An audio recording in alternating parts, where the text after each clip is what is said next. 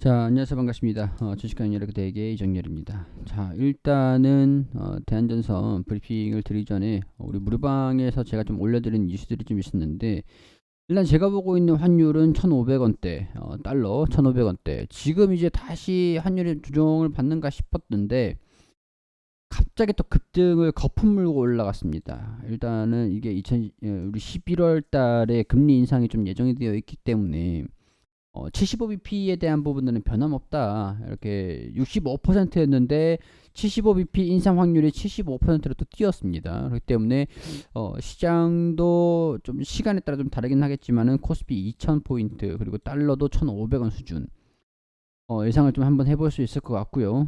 지금 이제 또 11일에 OECD 경기 선행지수 발표가 예정이 되어 있고 12일에는 FOMC 회의록이 공개가 됩니다. 그리고 9월 생산자 물가지수가 공개가 되고 13일 우리 증시의 변곡점이라고 볼 수 있습니다. 국내 증시 옵션 만기일이 예정이 되어 있고요. 9월 소비자 물가지수가 발표가 예정이 되어 있습니다. 9월 소비자 물가지수.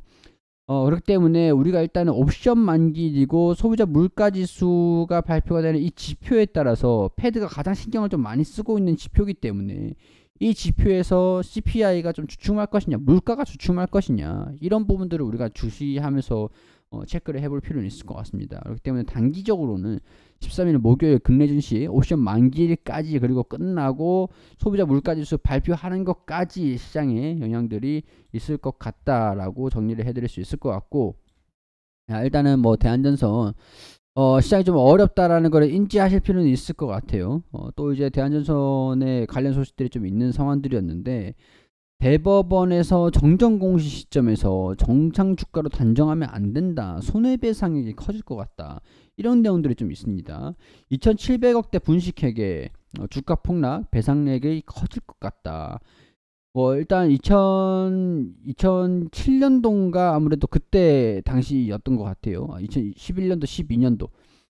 자, 이게 11일 대한전선의 주주였거나 주주였다가 주식을 처분한 투자자한테 대한전선의 분식회계 허위 공시했다는 주가 하락으로 입은 손해배상을 사측에 청구한 사건이 옛날에 있었나 봅니다. 저도 몰랐습니다. 너무 옛날이라 가지고. 자, 일단은 일부 파기 환송했다라고 얘기들이 좀 나와주고 있는데 11년과 12년도 사실상 회수가 불가능한 매출 채권을 회수가 가능한 것처럼 꾸며서 매출을 좀 부풀렸다. 분식회계로 들어갔습니다. 대손 충당금을 가소 계상해가지고 당기순이익 자기자본을 증권신고서에 거짓으로 기재를 했다라고 해요. 지금 최대주주하고 좀 변경이 좀 되긴 했는데 이게 호반도 압수수색 좀 봤더니 또 이게 또 옛날 이런 얘기들이 좀 있었네요. 연계 기준에서 3천억 원의 순손실을 냈다고 공시했으나 실제로는 5,747억 원 수준들이었다.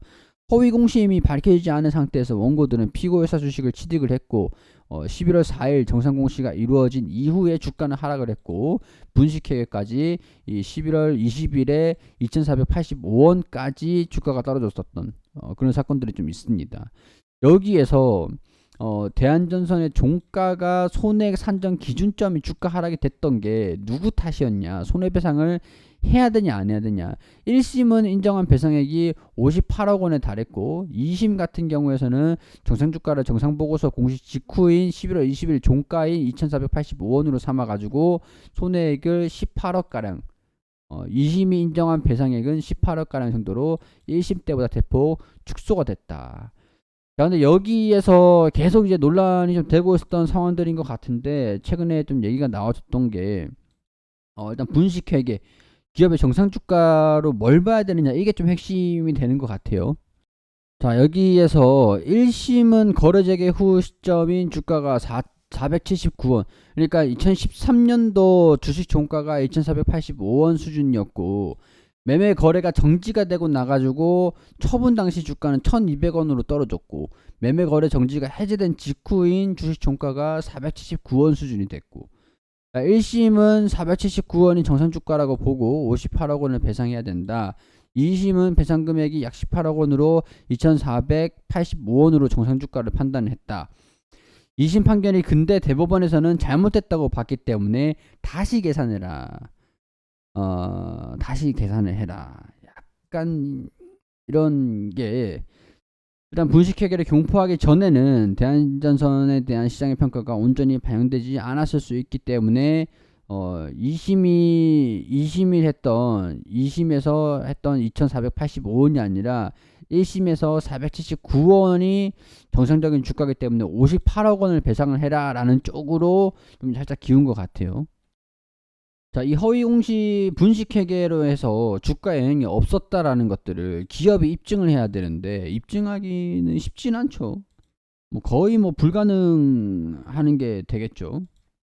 자, 여기서 나오는 게 1, 2, 30 모두 정상 가격과 허위 공시로 인해 주가가 부풀려진 상태에서 주식을 매입한 가격 간의 차액을 기업이 배상을 해야 된다. 이 정상 가격이 어떤 가격이냐?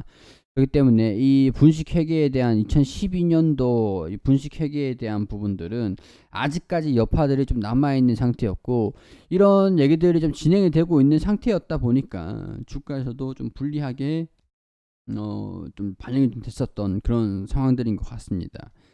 금액이 크면은 한 58억 원 정도 수준이 될 것 같다라고 예상을 되기도 하는데, 갑자기 딸꾹질이 나네요. 자, 이 때문에 1심 재판부가 인정한 배상액은 약 58억 원에 달했다. 이 58억 원이 지금 이 주가에서 이 현금에서 대한전선 현금에서 58억 원이 빠진다라고 하면 자본금도 얼마 없는 자본 총계도 얼마 없는 상태에서 회사가 좀 물어줘야 된다라고 하면은 이 재무적인 부분에서 좀 불리하게 들어갈 수도 좀 있는 상황들이기 때문에 3분기 실적 이전에 아무래도 주가가 이런 부분들이 좀 반영을 했다라고 예상이 좀 되긴 합니다. 물론 이제 구리 가격도 하락을 했던 것들 영향이 좀 있을 것 같긴 합니다. 근데 일단은 우리 대한전선에 대한 모멘텀들 체크를 좀 해보고, 이게 뭐 분식회계에 대한 배상액이 좀 커지더라도 3분기 실적으로 좀 만회를 하면 되긴 할 것 같거든요. 이 좀 옛날 과거 얘기니까 거래 정지도 됐었고 뭐 이런 것들이 좀 있었다 보니까 지난 이제 지난 과거 얘기니까 일단은 현금 유출이 58억 원까지 나오더라도 뭐 이걸로 좀 마무리가 되면 다행인 상황들이고, 거래 정지도 됐었고 이제 뭐 이런 것들이 다시 거래 정지가 된다 뭐 그런 것들은 아니잖아요. 오히려 뭐 일단 결정이 되면은 불확실성 해소로 좀 이어질 수 있으니까 이런 부분들은 크게 뭐 걱정을 안 하시면 될 것 같고, 제한적인 영향은 있을 것이다 라고 보시면 될 것 같은데, 일단은 뭐 실적 주가에 어느 정도 반영이 됐던 부분들도 좀 있는 상황들이기 때문에 배상액이 얼마가 되든 간에 한 최대가 58억 원 수준들이고, 이 너무 이제 이 기업이 뭐 이 자본을 넘어서는 그런 배상액이 되지 않기 때문에 이런 부분들은 영향이 그렇게 크진 않을 것이다, 이렇게 설명을 좀 드릴 수 있을 것 같은데, 지난 이제 당기 순이익이 마이너스 80억 원이 나왔으니까 적자가 좀 커질 수도 있다라고 하는 것들이 좀 우려감이긴 하겠죠. 근데 아직까지 결정이 되진 않았으니까 지금 회계상에 반영이 되진 않을 겁니다. 결국에는 이제 3분기 실적이 좀 중요할 것 같은데 3분기 실적이 좀 개선되는 모습들을 보여줄 것이냐. 근데 그것도 좀 불확실하긴 한 게 구리값이 하락을 하고 있는 상태이기 때문에 3분기 실적이 어떻게 반영이 될지가 좀 중요한 부분들이라고 할 수 있을 것 같아요. 자, 그리고 우리가 이제 빠르면 10월 빠르면 10월 말이고요. 그리고 늦으면 11월쯤 사우디의 방한이 예정이 되어 있습니다. 방한. 이때 이제 네옴시티 관련해 가지고 모멘텀 얘기도 좀 있을 것 같고, 그리고 원전에 관련된 얘기들도 좀 있을 걸로 보고 있거든요. 그렇기 때문에 여기에 대한 우리 사우디 합작법인 조인트 벤처 있잖아요. 조인트 벤처에서의 이 전선 네옴시티로 인한 그런 이 수혜, 이런 것들이 시장에서 좀 주목을 해주면서 주가에 좀 반영이 되기를 기다려 볼 필요는 있을 것 같습니다. 일단은 빠르면 10월 말이라고 하니까 10월 달에 좀 굵직굵직한 이벤트들이 있죠. 뭐 소비자 물가지수라든가 생산자 물가지수, 그리고 뭐 금융 FOMC 회의로 옵션 만기, 그리고 이제 11월 달에 금리 인상 예정이 되어 있는데 최악의 상황에서는 금리 인상까지는 주가 조정을 좀 받다가 사우디 방안이 좀 진행이 되면은 관련 모멘텀으로 주가가 급등을 하는 약간 이런 시나리오들을 좀 예상을 한번 해볼 수도 있을 것 같습니다.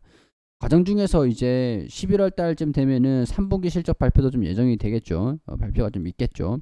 굵직굵직한 이벤트들이 예정이 되어 있으니까 여기에 따른 주가 적어도 11월 말까지는 좀 버텨봐야 되지 않을까 그런 생각들이 듭니다. 10월 달 이벤트들 체크를 하시고 11월 달 2분기 실적 그리고 사우디 그리고 금리 인상 이런 것들도 순서에 따라서 주가에 영향이 좀 있을 것 같거든요. 11월 달 빠르면 이제 10월 달이라고 하는데 11월 달로 염두를 해두시면 될 것 같습니다.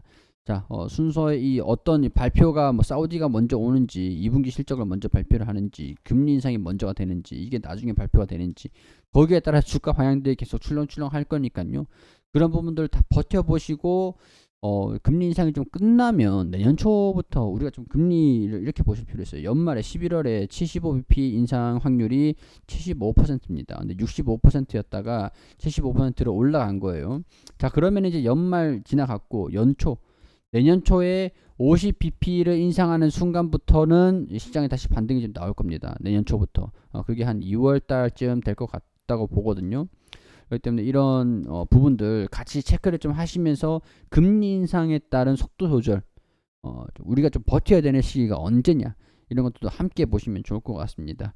자, 이런 것들 내용들 투자 판단하시는데 도움이 좀 되셨으면 좋겠고요.